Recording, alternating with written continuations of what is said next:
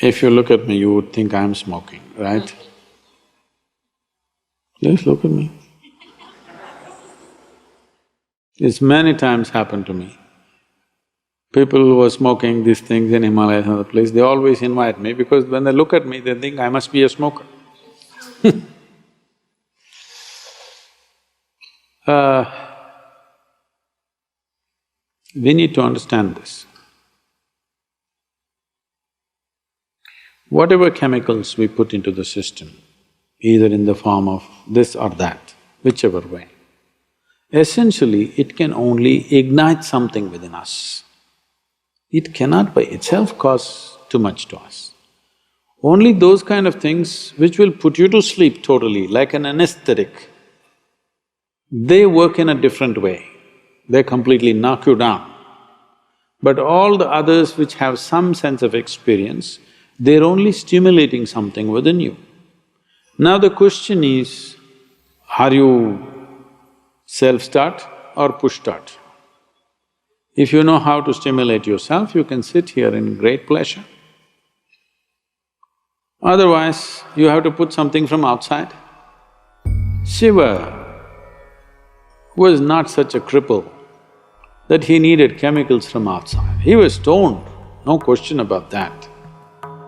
But by what is another matter. He is not using substance, he is the substance. So, I can make that happen for you. If you can be with me in a certain way, I can have you all stoned out. Because the substance is not outside, the substance is within. So, those who want to emulate Shiva, first they must sit unmoving for 3 months. And then maybe they can smoke also. This happened. Adi Shankara was walking. He's a brisk walker he must have been, because at the age of 32 he left. Before that, from the age of 12 to 32, in those 20 years, he crisscrossed India a few times, from Kerala right up to Badrinath and back and east, west, everything. The man must have been a really brisk walker. To do so much walking in a short span of life, because in between he produced thousands of pages of literature. He must sit somewhere to write all this.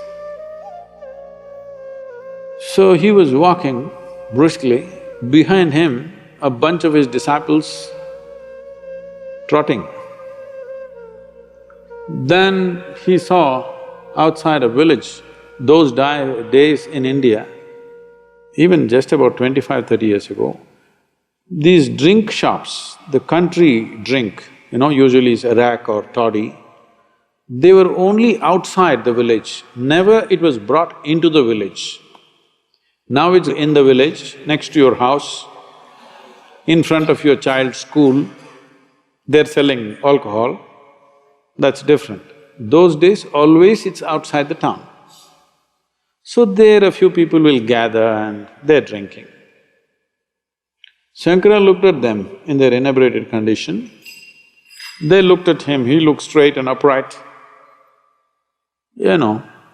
Drunkards always think they're having the best time, unfortunately. They always think they're having the best time of their life and everybody else is missing it. So they made some comments. So without a word, Shankara walked into the shop. There was a pot full of arak. He just took it and drank it and kept it there and walked. So the disciples saw their guru drank up a whole pot full of arak. Then he started walking briskly. Behind him they're trotting, among themselves discussion. When our guru can drink, why can't we drink? They just needed an excuse. So, they were discussing this and he knows what's happening. So he came to the next village, they're walking through. There was a blacksmith working with some molten iron. He just went, picked up that thing and drank it and walked on. They knew this they don't want to drink.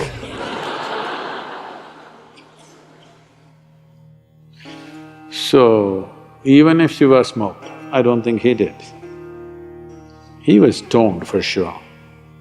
Not with something as petty as some weed. For sure he's stoned, no question, always.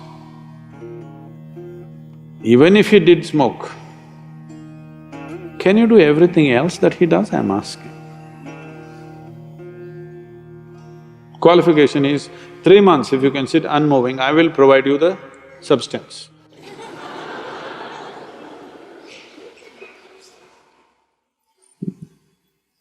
So, people thinking by smoking marijuana and feeling little smoked out, all that's happening is you're getting little hazy in your head. If getting hazy is spirituality, then I don't want to be spiritual.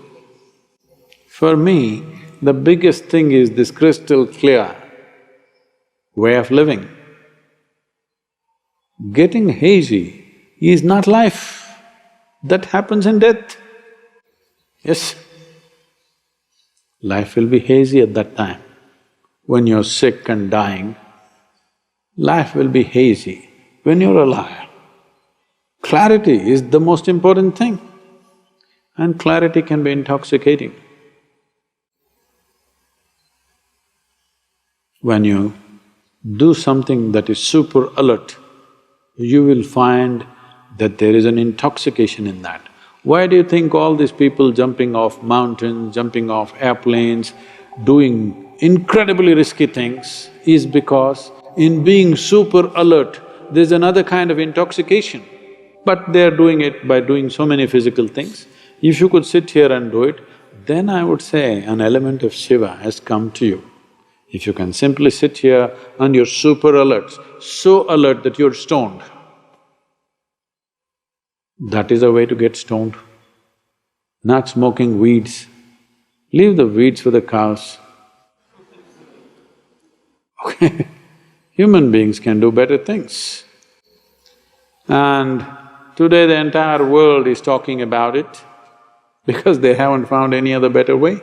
There is substantial research on this. They're saying 8-point drop in one's IQ will happen. You don't have to go to any research. Those who are generally on this smoke, if you see them, they're acting peaceful, but you don't give them their substance for 2 days, you will see how cranky they become. Yes, every day you give the dose, they're nice, peaceful. You will be peaceful when you're hazy.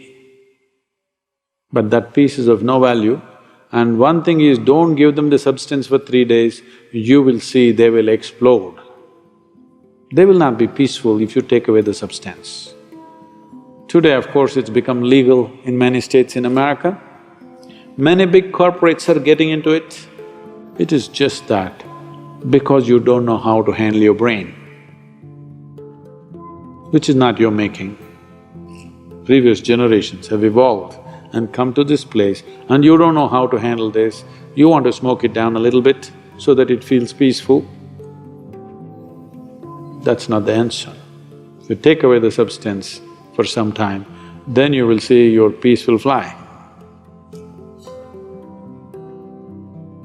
There's nothing spiritual about any chemical. If you have not found any better use for your brain except freaking, marijuana will do good things.